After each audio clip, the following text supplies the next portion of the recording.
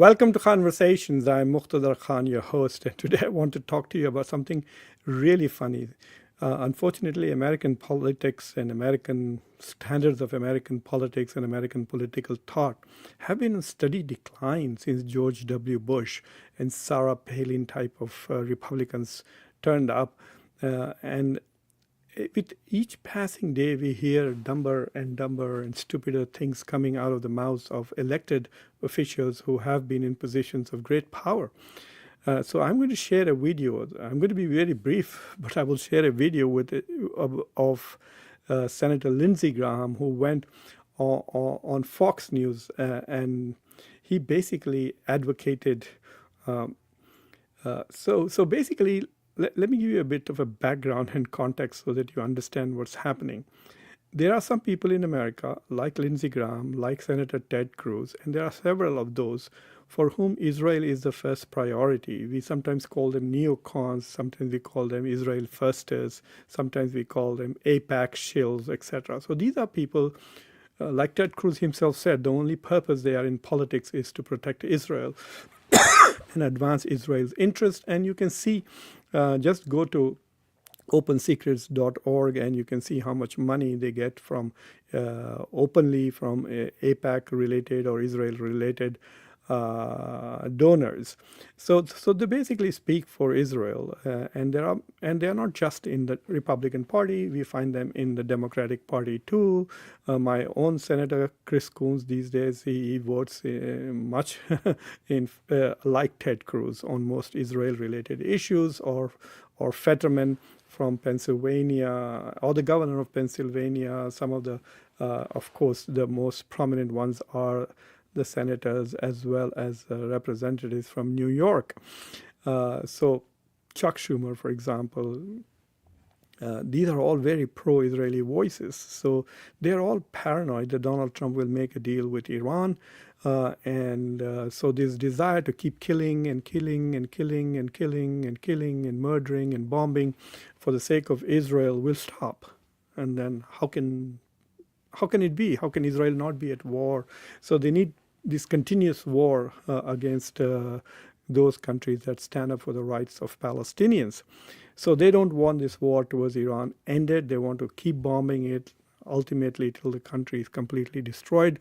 Israel can't do this on its own. Israel, in fact, cannot probably stand up for one day without the continuous American support of weapons, money, and diplomatic support. So these Israeli lobbies in the United States, they are trying very hard to derail the Iran peace process. But they also depend on Donald Trump to win their elections. So when Ted Cruz and Senator Lindsey Graham literally attack the prospects of Donald Trump making peace, they have to come out somehow saying that, look, we are still licking Donald Trump's boots, but we dare to oppose this particular policy. So to compensate for pleasing the Israeli, they have to say things which the Israeli lobby asks them to say because their money depends on that. So they said it. Now they're afraid that Trump will simply attack them or not support them. So in order to do this, what these people do is they say stupid, dumb things to make Donald Trump look good, or something stupid which will not contradict their initial pro-AIPAC and pro-Israel position, but make them look more and more pro-Trump. So I'm going to give you an example of this from Lindsey Graham. It is so stupid, it is so dumb, so idiotic that there are no words to describe how stupid, dumb, and idiotic Lindsey Graham can get when he is supporting Israel and when he's supporting Trump. So I've invented a new word called MAGADUMB. You have to be dumb to the mega extent, MAGADUMB. Here's an example of MAGADUMB. Just watch for yourself, and then I have a few comments to say why it is dumb in case you didn't get it. He will have ended the Arab-Israeli. So listen to him. He's on Fox News. No pushback from Sean Hannity. He can pull this off. If he can get Saudi Arabia, the center of Islam for the entire world, to recognize the Jewish state Israel, he will have ended the Arab-Israeli conflict that's been going on for thousands of years. They should change the Nobel Prize to the Trump Prize. If he can do that, and I think he can, is the biggest change in the history, in the modern history, and in the ancient history of the Mideast, where the Arabs and the Jews live together, where it becomes a center of power economically, not a powder keg. And once you put Iran in a box, and he's going to do that, we're going to have peace between Saudi Arabia and Israel. Nobody thought that was possible. I believe it's possible. And there's one guy can do it, Donald Trump. So this guy, first of all, there is no fight with Israel for thousands of years. Israel is just existing since 1948. So he doesn't know his history, but that doesn't matter. The people who vote for him and people like him are mostly ignorant people who know neither history nor even proper geography. Otherwise, they would not vote for dumbasses like this fellow. But the second thing he says is that if Saudi Arabia recognizes, it's all done. How is that possible? Saudi Arabia is not a democracy.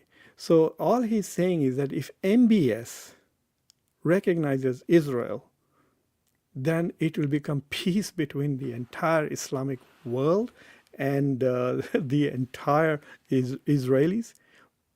I have never heard anything so profoundly stupid and dumb. Even MBS knows this, that he cannot recognize Israel unless there is some pathway to peace. Yes, UAE did it, but who cares about UAE? If anything. Okay? And then Sudan, my God, that's a failed state. Bahrain depends on the money from UAE to survive, so it recognized. The Kazakhs, who recognize Israel, really made a fool out of Donald Trump. They had already recognized Israel 30 years ago. They had diplomatic relations with Israel for 30 years. They just fooled Trump and said, oh, we joined Abraham Accords, and they're getting money from the US and Israel and technology transfers. As far as Morocco wanted a recognition of its sovereignty over Western Sahara. They got it, and then they stayed out of it. They made a deal with America and said, okay, we will recognize Israel, and then you recognize our control over Western Sahara, and that's the deal, and they went away with it. That doesn't mean there is any peace or anything that is happening. And if MBS recognizes, he's not going to have a referendum in his country and say, let's see what the Saudis are asking. Do the Saudis like this or not? The Saudis have no way of protesting this, no way of conveying their opinion whether they want peace or not. So even if MBS recognizes Israel, it will be only MBS who's recognizing Israel and none of the Saudis, because there will be no vote, no ratification, no referendum or anything else. And unfortunately for the Saudis, they have no way of registering their peace except by creating Al-Qaeda. So you will see tremendous radicalization in Saudi Arabia if this happens, especially after the Gaza genocide. Thousands and thousands upon women and children were massacred deliberately by the Israelis. And now you want them to make peace with Israel after this, the Arabs? Not really. In fact, one of these things that Donald Trump also said, that this war on Iran is, we did this for Israel. He said it as much, that this is an Israel first foreign policy in Iran. But the biggest victims and biggest losers in this war are the Gulf countries. And including Saudi Arabia and UAE and Qatar and all of these, their economies are shattered, their pathways to success, their models of success are being devastated. You think they are going to be happy about this? I find it so bizarre as to how profoundly dumb and stupid these people are. And let me tell you the reason for that. The reason for that is that many Americans are tricked by their politicians. If you know that your politician is taking money from a foreign lobby, why do you continue to support him? And why do you fall for these stupid comments that these people make? Donald Trump promised the MAGA people repeatedly no new wars, no wars for regime change, no endless wars in the Middle East. This was his mantra during the elections. And he has completely betrayed his own voters, but his own voters are stupid enough not to recognize that. He said, I will keep America first. Is this foreign policy America first? He said he will address the affordability crisis. Look at the price of gas. It's gone from 2.9 to 4.5 across the country. All of these things, these elected officials are doing at the behest of foreign lobbies. They take millions and millions of dollars. We live in a very unusual period where there are billionaires and now we will have trillionaires. Like imagine in another 4 or 5 years, Elon Musk will become a trillionaire. So how can America remain a democracy if Elon Musk tells some American politician that, okay, how much money do you need to win this election? You need $500 billion? I will give it to you. Because I have billions to spare. I don't know what to do with this much money. So I will push my own political agenda. Declare that there is a genocide against white people happening in South Africa and bring all white people to America.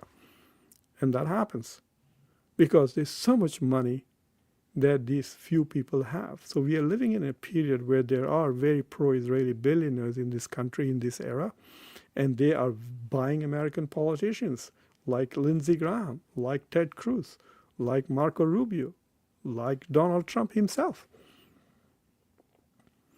So what has happened really is that we have made a caricature of democracy. That's why these days when I talk about American elections, I don't talk about American elections as elections. They are auctions. They are auctions. Let me just replay this fool's comments so that you can fully understand what else he's saying when I say that they'll say these stupid things and they will actually, these things please Donald Trump. The center of it, he can pull this off. If he can get Saudi Arabia, the center of Islam for the entire world, to recognize the Jewish state Israel, he will have ended the Arab-Israeli conflict that's been going on for thousands of years. How does that happen? Thousands of years. Like I said, there's no thousands of years of conflict. It's in your head. But he said something even more stupider at the end of it. Let's see if I can find it for you. Change in the history, in the modern history, and in the ancient history of the Mideast, where the Arabs and the Jews live together, where it becomes a center of power economically, not a powder keg. And once you put Iran in a box, and he's going to do that, we're going to have peace between Saudi Arabia and Israel. Nobody thought that was possible. I believe it's possible. And there's one guy can do it, Donald Trump. He can pull this off. So at some point he says that that we should name the Nobel Prize as the Trump Prize. I really don't know. I find it just flabbergasting. I'm just flabbergasted. Like, name the Nobel Prize as Trump. First of all, Trump did not even win the prize. He's so desperate that he took the prize from that Venezuelan winner last year. Who does that? I mean, who takes somebody else's prize and keeps it and thinks that they got it? There's something fundamentally wrong. It's not just about just stupidity. Okay? It's also something very weird that you take somebody else's prize and you keep it as your own and think that you have won it. This is ridiculous. Not only that, but none of the followers and none of the supporters find this strange, weird, abnormal. I really don't know. And on top of that, he comes to the television, this is on Hannity, Sean Hannity's show, and says that we should rename the Nobel Prize as Trump Prize. Like, what is this? Like, is this a profound intellectual argument? What is this? Is it a joke? I'll tell you what it is. It is Fox News. It's MAGA.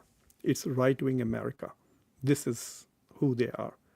We need a new word to describe them. Stupid, idiotic, dumb, nincompoops, doesn't cut it. MAGA dumb. That's who they are. Thank you for watching Conversations. Please like this video. If you have not already subscribed to the channel, please do so. Don't forget to share this with others. Until next time, I'm your host Muqtadar Khan. Take care.